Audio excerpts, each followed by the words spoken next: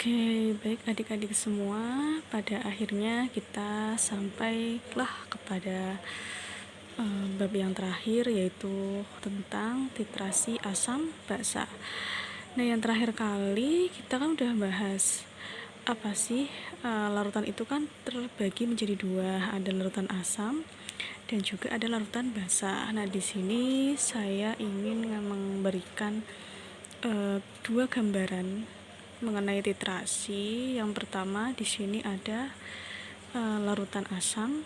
Saya punya volume sekitar 20 mili, tapi belum diketahui konsentrasinya. Nah, yang larutan satunya ini saya punya larutan basa. Ada konsentrasi sebanyak 0,1 m dengan volumenya 50 ml. Gimana? Di sini ada yang bisa mendefinisikan tidak titrasi dari ilustrasi yang sudah saya gambarkan? Kalau dilihat di sini kan memang konsentrasinya tidak tertera ya, yang bagian asam. Sedangkan yang basa sudah diketahui yaitu 0,1 m. Nah, jadi pada dasarnya nanti kita belajar titrasi itu untuk apa? Untuk menentukan suatu kadar. Dengan kata lain, kita udah sering mempelajari yaitu namanya konsentrasi. Nah, yang kita cari nanti konsentrasi salah satu larutan. Entah nanti itu larutannya asam atau basa. Kalau yang di sini tadi memang yang belum diketahui adalah larutan asam. Dengan cara gimana? Dengan cara penambahan indikator sampai titik akhir titrasi. Nah, untuk kita bisa mempelajari lebih jauh tentang titrasi, alangkah baiknya kita mencatat dulu ya. Ada kamus-kamus yang harus kalian catat. Yang pertama adalah indikator. Yang kedua, titrasi tentang titik ekuivalen. Yang ketiga, titik akhir titrasi ya. 3 ini kalian harus paham. Oke. Yang pertama dulu tentang indikator. Apa sih indikator? Nah, nanti indikator asam basa di sini itu sebagai penambah dalam larutan. Fungsinya penanda ketika nanti larutan tersebut mengalami perubahan warna. Jadi ketika nanti kita punya larutan, kita tetes indikator, larutannya yang mungkin semula warnanya putih berubah menjadi berbeda warna. Misalkan nanti warnanya bisa berubah menjadi merah, seperti itu. Nah, yang kedua, ini ada titik ekuivalen.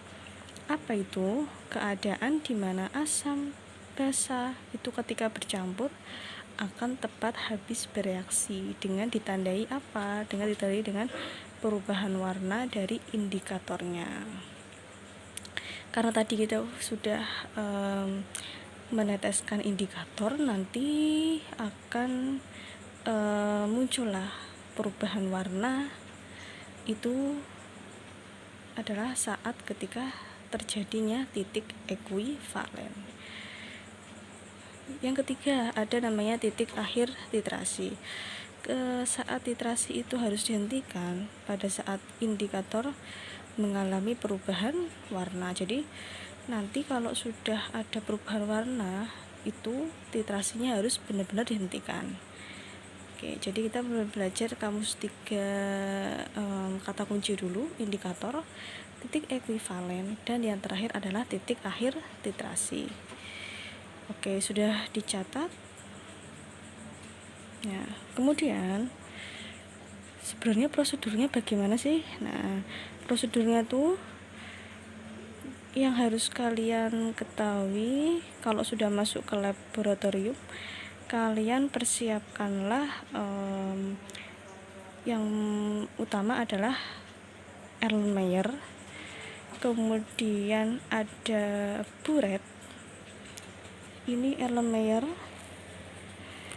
ya, ini Erlenmeyer. Terus kemudian kamu siapkan buret, Ada lagi mungkin nanti pipet sebagai untuk menetes larutan seperti itu, dan corong. Nah, kita pertama kali harus mempersiapkan dulu ya larutan yang diketahui di sini. Oke, saya punya contoh di sini ya. Misalkan tentukan konsentrasi dari 20 ml HCl yang dititrasi dengan 0,1 m 50 ml NaOH. Kalau kita sudah melihat soal di sini, memang soal di sini tidak ada diketahui konsentrasi yang bagian asam atau basa, yang bagian asam. Kenapa? Karena di sini HCl memang adanya volumenya saja, konsentrasinya tidak diketahui. Kalau yang di NaOH kan di sini ada ya, berapa? 0,1 m. Oke. Nah, maka caranya gimana? Caranya tadi, kalau sudah diketahui yang belum ada konsentrasinya, itu letakkanlah di Erlenmeyer. Ya, di Erlenmeyer ini 20 ml volumenya kita ambil di pipet volume, kita masukkan ke dalam Erlenmeyer.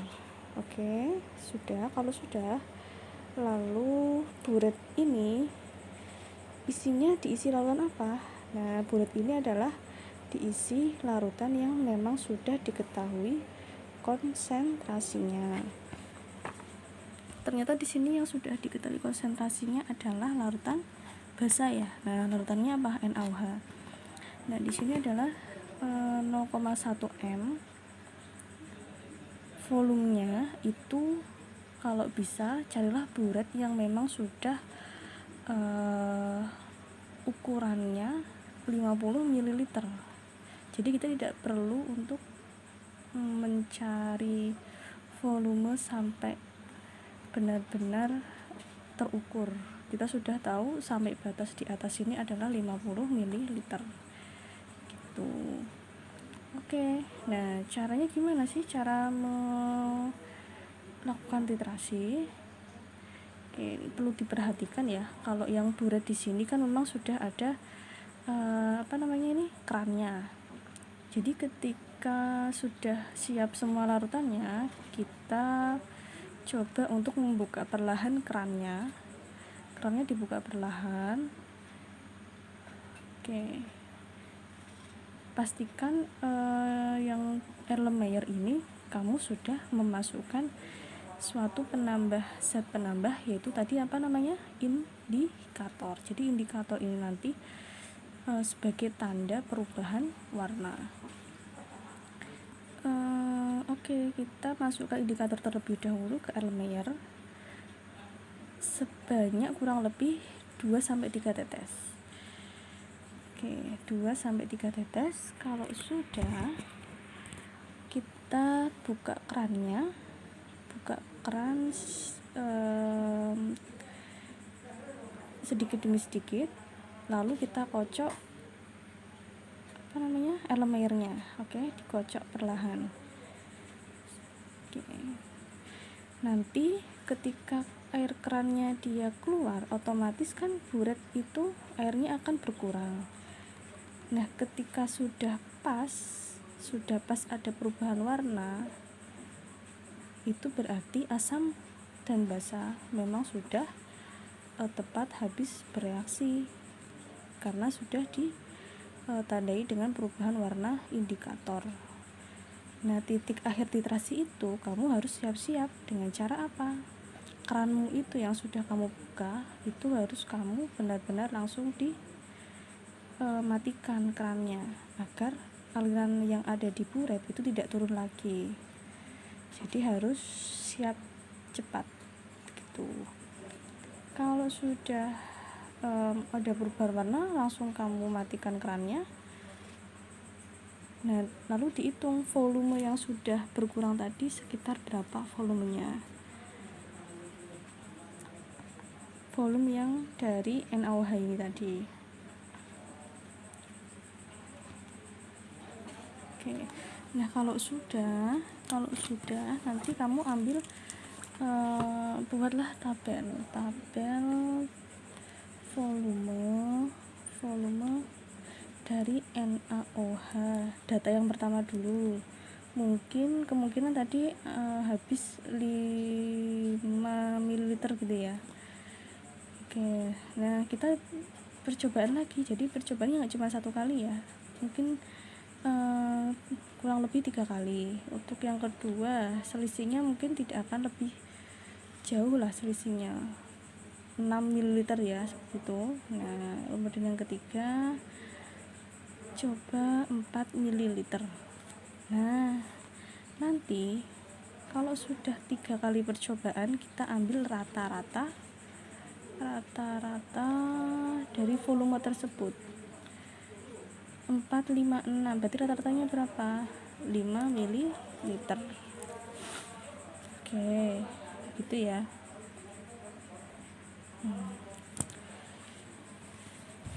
Nah, sebenarnya rumus untuk mencari titrasi itu bagaimana? Kita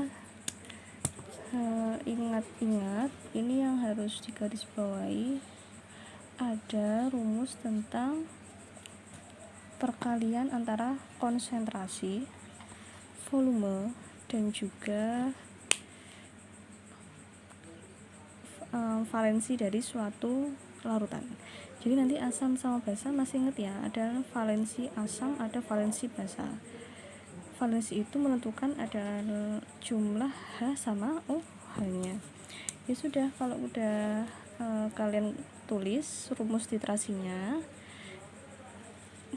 Jadi nanti bagian kiri itu nanti kalian bisa menambahkan asam, bagian kanan nanti basa. Konsentrasi asam kita kalikan dengan volume asam, dan juga kita kalikan dengan valensi asam. Nanti sebanding dengan apa? Sebanding dengan konsentrasi dari yang basa dan juga volume basa dikalikan dengan valensi basa. Nah, cukup mudah nih, harus kalian hafalkan rumusnya. Oke, tanpa berlama-lama kita latihan sejenak tentang titrasi asam basa. Oke. Sebanyak 20 ml NaOH dititrasi dengan 10 ml H2SO4 0,1 m. Nah, tugas kalian tentukan molaritas larutan tersebut. Di sini sudah kalian tulis saja, diketahui dulu.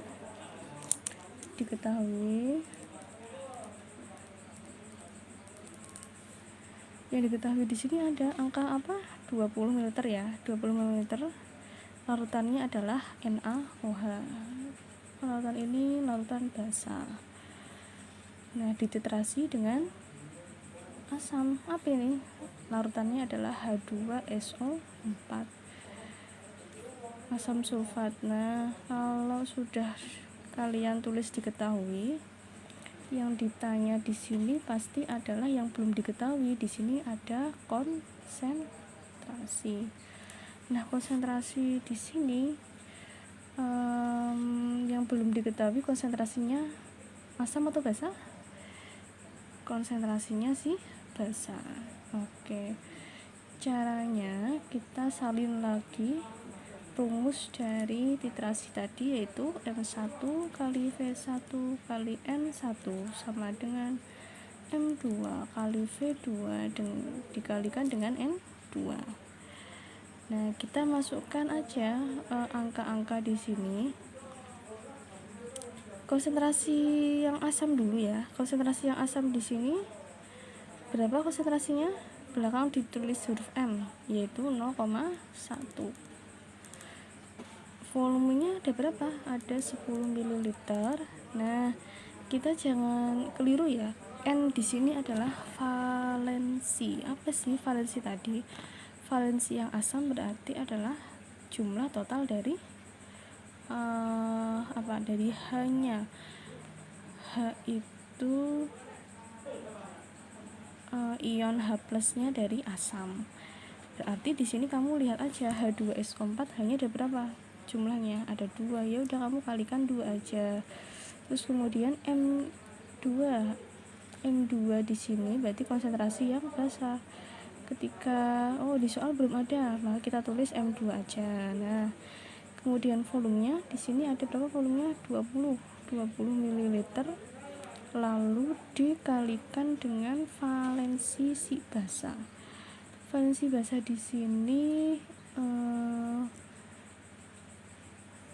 basa itu kan menghasilkan ion OH-. OH- jumlahnya ada berapa di sini? Kalau cuma ada 1, maka kita kalikan dengan 1. Yaudah, tinggal kita hitung secara matematika. Kita coret. Ini tinggal 20 M2 2 dibagi 20 berapa? Yo, 0,1 M. Nah, ketemulah konsentrasi dari NaOH ini 0,1 M. Oke, cukup mudah tidak?